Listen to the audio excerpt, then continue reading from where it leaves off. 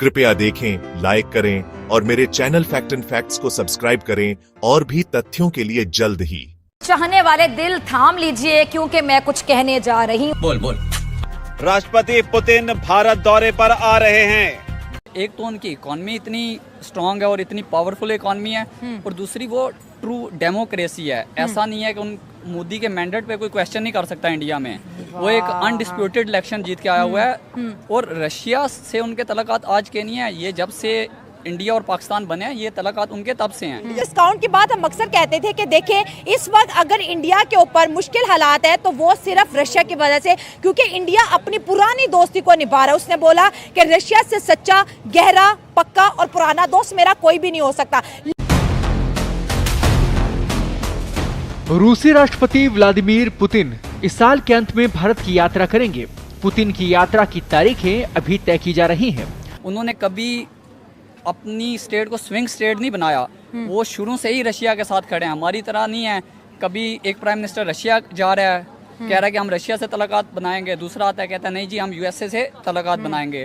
तो इंडिया बहुत क्लियर है अपने तल्लुकात को लेके। वो हमारी तरह नहीं है कि हमारा प्राइम मिनिस्टर जा रहा है मिलने, वो प्यूटन से जा रहा है, जाके मिल वो कैमरामैन से रहा है। वो बात भी मैंने करनी। हमारे प्राइम मिनिस्टर की मुलाकात पुतिन से होती है एससीओ मीटिंग में, तो पुतिन साहब बड़े प्यार से हाथ बढ़ाते हैं, तो शाबाश, पुतिन को इग्नोर करके पहले कैमरामैन से मिलते हैं, तो फिर जाके पुतिन से मिलते हैं। इतनी एम्बैरेसमेंट। टर्की जाते हैं तो टर्की उर्दुगान के कान में बार बार कह रहे भाई तेरे लिए आम लाया हूँ, तेरे लिए आम लाया हूँ। क्या मतलब उन्होंने कभी आम नहीं खाए?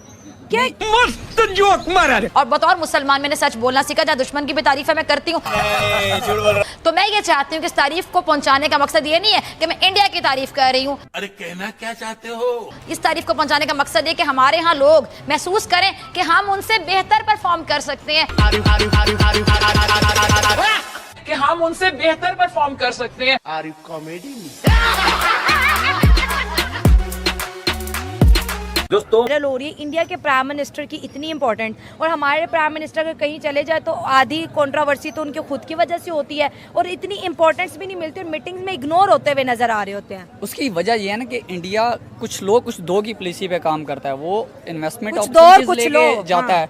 हमारे वाले कशकोल लेके जाएंगे तो वो उसमें बीक डाल के वापस भेज देंगे। अब बेकारी हमारे घर आएगा तो हम तो उसको गेट से ही वापस भेज देंगे ना। कोई मेहमान आएगा तो उसको घर में लेके जाते हैं। मोदी साहब उनके मेहमान थे, हमारे वाला उनका बेकारी बन के गया था, तो उन्होंने वहाँ गेट पे भीख डाली इसके कशकोल में। और इकोनॉमिकली आप रोना रो रहे होते हैं, महंगाई महंगाई महंगाई महंगाई, मारे गए, लूटे गए, ये क्या हो गया, वो क्या हो गया। मुझे पाकिस्तान का इस टाइम पे सबसे बड़ा मसला नजर आ रहा है, वो है महंगाई। हलवा पकाओ। इंडिया के प्राइम मिनिस्टर जब यूएस जाते हैं वहाँ पे हिस्ट्री क्रिएट कर देते हैं। मोदी जी वाह। इजिप्ट जाते हैं हाईएस्ट सिविल अवार्ड ले लेते हैं। मोदी जी वाह। फ्रांस जाते हैं वहाँ से भी हाईएस्ट सिविल अवार्ड ले लेते हैं। मोदी जी वाह। कोई कह रहा है कि मैं मोदी का फैन हूँ, कोई कह रहा है मुझे ऑटोग्राफ दे दें। क्या चक्कर है पूरी दुनिया में Modi ji. Indian prime minister Narendra Modi साहब बुर्ज खलीफा के ऊपर जो है ना उनकी एक बहुत बड़ी तस्वीर लगी हुई थी, और इतना बड़ा उन्हें प्रोटोकॉल मिला है, इतनी बड़ी उन्हें इज्जत मिली है उस जगह पे, और पता चला है कि मोदी साहब में आपकी रिस्पेक्ट नहीं होगी। ठीक है, पाकिस्तान आज जिस नहज पे खड़ा है, जहां हम स्टैंड कर रहे हैं, तो दुनिया हमारी रिस्पेक्ट नहीं करेगी। वो चाहे शहबाज शरीफ हो या उसकी जगह हमारा कोई भी प्रेसिडेंट या प्राइम मिनिस्टर मौजूद। इसलिए हमें माशी तौर पर अपनी पॉलिसीज़ को नज़रसानी करनी पड़ेगी, और इसी अगर हम माशी तौर पर मजबूत हो जाएंगे, डेमोक्रेसी जो जिसको रियल डेमोक्रेसी कहते हैं, अब इंडिया को देख लें, वो दुनिया की सबसे बड़ी जमहूरियत है। ऑलमोस्ट 1 अरब 40 करोड़ उसकी आबादी है, और 99% जो लोग हैं ना उन्होंने कभी ये सवाल नहीं उठाया कि हमारे मुल्क में जो है वो करप्शन हुई है। और हमारी जो 25 करोड़ आबादी के अंदर भी 80% लोगों का यही दावा होता है कि करप्शन हुई है। तो और हमें होती भी है बिल्कुल। और हमें ये करना पड़ेगा कि हमें सबसे पहले माशी तौर पर मजबूत होना पड़ेगा, अखलाकी तौर पर हमें हमारी कौम को मजबूत होना पड़ेगा। और उस अगर जैसे हम हाई सिविलियन अवार्ड की बात कर रहे हैं, टॉपिक पे वापस आते हैं, मोदी साहब को 10 से ज़्यादा जो है इंटरनेशनल अवार्ड से नवाजा गया है। जब भी उन्हें कोई अवार्ड मिलता है वो कहते हैं ये मेरा ऑनर नहीं है, ये 140 करोड़ भारतीयों का ऑनर है, और वाकई उनके बात में ये दम भी है। इंडिया जहाँ कहीं जाता है लोग झुक के मिलते हैं, इतना वार्मली वेलकम करते हैं, इंपॉर्टेंस देते हैं। और ये दौरा सिर्फ चाय का नहीं है, बहुत से कॉन्ट्रैक्ट भी साइन हो गए। जब कहीं वो जाते हैं इंडिया के लिए कोई तोहफा लेके आते हैं। तीसरी टर्म आप इंडिया की क्या समझते हैं, जिस तरह वो अब दुनिया की जो है 5th लार्जेस्ट इकोनॉमी में, क्या तीसरी बन जाएगी वो? क्योंकि मोदी साहब अपनी ये तीसरी बारी में बहुत स्पीडीली काम करेंगे।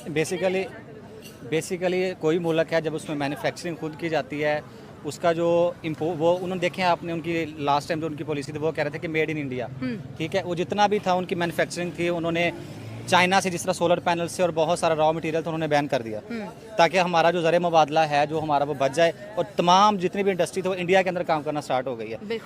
जब आप सारे जितने भी अपनी चीज़ें खुद बनाएंगे, आपकी एक्सपोर्ट जो है वो ज़्यादा होंगी, इंपोर्ट्स कम होंगी, आप माशी तौर पर तरक्की करेंगे तो दुनिया में आपकी इज्जत होगी, ठीक है। आप आज पाकिस्तान, आप किसी भी कोई भी फैक्टर ले लें, वो सबसे बड़ा ना, आप देखें हमारी आज आर्मी की अगर बात करें वो दुनिया में 10वें या 11वें नंबर पे है, ठीक है, और इंडिया के चौथे नंबर पे है। जर्मनी के बाद, जापान के बाद, जापान 5वीं दुनिया की सबसे बड़ी इकॉनमी है। तो आप देख लीजिएगा 2 से 3 साल बाद इंडिया उसकी जगह ले लेगा, ठीक है। और पाकिस्तान आज जहाँ खड़ा है, हम 2010-11 तक दुनिया के 25 इकॉनमीज़ के अंदर हमारी प्रेडिक्शंस थी कि हम आ जाएंगे, पर आज हम कहाँ खड़े हैं, मेरे ख्याल में अफ्रीका के बहुत सारे ममालिक भी हमसे आगे निकल चुके हैं। तो हमें अपने पॉलिसीज़ के ऊपर, अपने ये करप्शन पे सबसे पहले हमें कंट्रोल करना पड़ेगा, तो हम माशी तौर पर मजबूत हो जाएंगे। मोदी ने बहुत मेहनत की है, स्ट्रगल की अपनी कंट्री के लिए। आप खुद देख लें कि आज से 15 साल पहले अगर आप उनका इंडिया की वैल्यू देख लें, हमारे पाकिस्तान के लेवल पे थे, ठीक है, ये थोड़ा पाकिस्तान से भी बेहतर थे, वही ना, कुछ बेहतर थे। लेकिन इस वक्त आप देखी जाएँ तो हमारा शायद क्या हुआ, अच्छा हाँ, तब देखें इंडिया का 1 रुपया अगर होता था तो हमारा शायद वो हाफ होता था, ठीक है। लेकिन इस वक्त हमारा इतनी वैल्यू लो हो चुकी है कि हमारे 5 रुपए हों तो उनके 1 रुपए के बराबर बनते हैं, ठीक है। तो रीज़न ये है कि मोदी जी ने बहुत सारी मेहनत की, स्ट्रगल की है, उन्होंने अपनी हर कंट्री के अंदर एक अच्छी बेस बनाई है, ठीक है। कहते हैं ना, जिसकी जितनी वैल्यू होती है उसको उतनी ही इज्जत दी जाती है, ठीक है। मोदी की इज्जत बनती भी है, उसकी रीज़न अपनी कंट्री के लिए उन्होंने बहुत कुछ किया है, बाकी कंट्री को बेनिफिट्स भी दिए हैं और ख़ुद भी उनसे लिए। उनके साथ हर कंट्री खुद चाहती है कि हम तिजारत करें, उसके लिए उनको अच्छे ताल्लुकात बनाने पड़ेंगे। मार्केट भी तो बहुत बड़ी हो गई है ना इंडिया, वही तो कह रहे हैं। अब गाड़ियों को लेके देख लें, एक्सेसरी को देख लें, मोबाइल फ़ोन को देख लें, हर चीज़ तो वो अपनी ही लॉन्च करें, ठीक है। हर ब्रांड प्रोडक्ट वो अपनी लॉन्च करें, किसी कंट्री से वो तजारत नहीं करें। चाइना जैसी इतनी बड़ी कंट्री के साथ वो माथा लगा के जुड़ के बैठे हुए हैं, ठीक है। जो चाइना हमारे देश में देख लें, हमारे गिलास भी लेना तो वो भी हम चाइना का ले रहे हैं, ठीक है। हमारा अपना तो कुछ है ही नहीं है। तो यही रीज़न है, इंडिया ने अपने आप को खुद मनवाया है, ठीक है। उन्होंने अपनी वैल्यू बेस खुद बनवाई है, और बाकी कंट्री को इंडिया से लालच है तो उसकी वजह से उनको वेलकम अच्छा करती है, उनको प्रोटोकॉल देती है। मोदी साहब ने रशिया के अंदर जो लोकल्स हैं, जो इंडियंस हैं, जो इंडियन डायस्पोरा, उनसे बात करके कहा कि मैं आपसे कहता था कि ये जो सेंचुरी है ये इंडिया की है।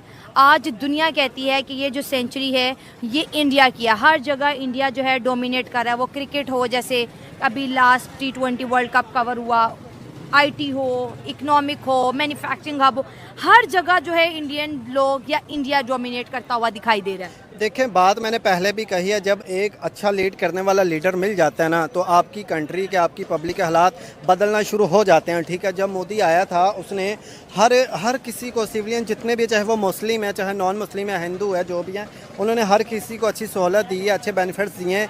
आप देख सकते हैं हमारे पाकिस्तानी जितने भी है, कहीं किसी से भी पूछें, हर कोई चाहेगा हम अपनी कंट्री से लीव कर जाए परमानेंटली, ठीक है। लेकिन इंडिया के लोग इतने हैप्पी हैं, खुश हैं, आज भी उनके कंट्री में रोज़गार अच्छे हैं, जॉब्स अच्छी हैं, ठीक है, बेनिफिट्स लोगों को मिल रहे हैं। उसकी वजह से ही वो अपने मुल्क को बेनिफिट दे रहे हैं। हम लोग इन्वेस्ट ही बाहर की कंट्री में कर रहे हैं, ठीक है। हमारे पास जो थोड़े बहुत बड़े लोग हैं भी हैं, वो भी बाहर जाकर इन्वेस्ट कर रहे हैं, बल्कि अब तो काफ़ी सारे पाकिस्तानी ऐसे जिन्होंने इंडिया में इन्वेस्ट की हुई है। उसकी रीज़न ये है कि इंडिया एक बड़ा मुल्क बन चुका है, बड़ी मार्केट बन चुका है, वो खुद एक ब्रांड बन चुका है। सर, अगर शहबाज शरीफ की बात करें तो 6 दिन पहले SCO मीटिंग में पुतिन साहब के साथ शहबाज शरीफ की भी मीटिंग हुई, और एक ऐसी हरकत सामने आई जिसपे लोगों ने बड़ा तंज किया और मजाक में भी उड़ाया इसको कि पुतिन साहब से हैंड शेक करने के बजाय पहले कैमरामैन से हाथ मिला लिया। अब मैंने पहले ये बात कही है, जिसकी जितनी वैल्यू होती है वो वही करता है।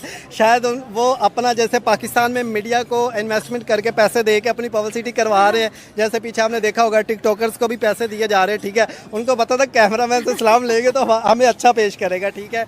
तो हमें खुद शर्म आती है कि यार इनको एम्बैरेसमेंट, बेचारे का हाथ हवा में रह गया और हमारे वजीर आजम साहब उसको इग्नोर करके, तो वही ना, हालांकि इग्नोर तो वो करे जो बहुत बड़े लेवल का कोई बंदा हो, ठीक है। उन्हें समझ नहीं, उन्होंने पहले कैमरामैन से हाथ मिलाया, फिर पुतिन से हाथ मिलाया। मैं वही कह रहा हूं, ऑर्डर रिवर्स हो गया। बस वही चीज़ है, उनका ध्यान ही सिर्फ मीडिया की तरफ जाता है, ठीक है। उन्होंने इस्लाम किया है और हमें भी इन चीज़ों की शर्मिंदगी होती है। हम शरीफ ये भी कह रहे हैं कि हम जो है रशिया के साथ एनर्जी डील करेंगे $1 बिलियन की। इस बात में कितनी सच्चाई नजर आती है?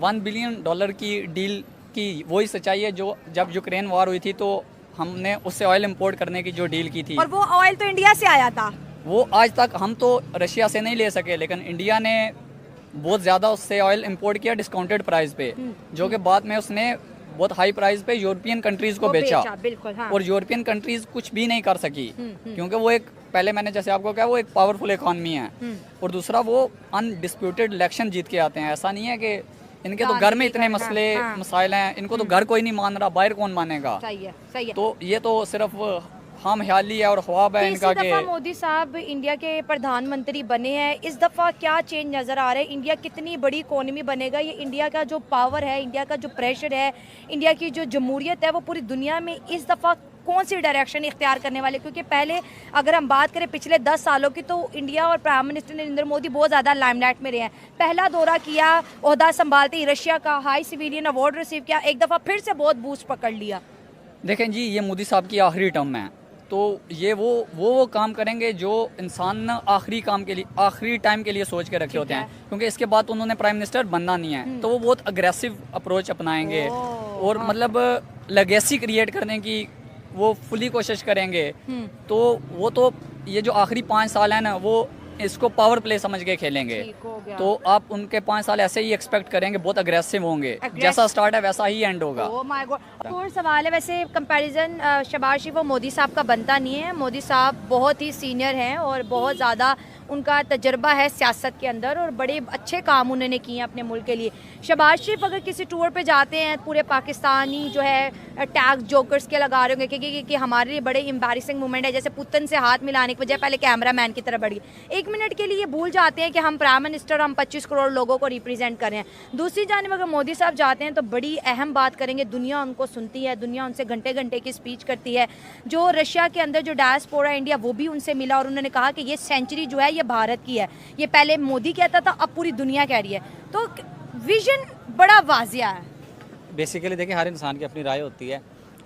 मैं as a individual, as a Pakistani, जो मेरी जितनी भी आप कह सकते हैं पाकिस्तान के साथ हमदर्दी हैं, ठीक है। ओवरऑल हम अपने, हमारा जो वज़ीर आज़म है उसको हम इंडिविजुअली खुद तो क्रिटिसाइज़ कर सकते हैं, और दुनिया के अंदर जो है हमें उनकी रिस्पेक्ट करनी चाहिए। ओवरऑल जब भी यहाँ से किसी भी टूर पे जाते हैं, वो किसी भी वज़ीर आज़म की इंसल्ट नहीं होती, बेसिकली वो एक नोशन की, एक कौम की इंसल्ट होती है, ठीक है। तो मोदी का जाते हैं, मोदी की हम कुछ उसकी पॉलिसियाँ ऐसी हैं जिसको हम क्रिटिसाइज़ कर सकते हैं, ठीक है। और जो अप्रिशिएट करने वाले, हमको अप्रिशिएट भी करना चाहिए। हमें इंडिया पाकिस्तान के कॉन्फ्लिक्ट में नहीं पड़ना चाहिए।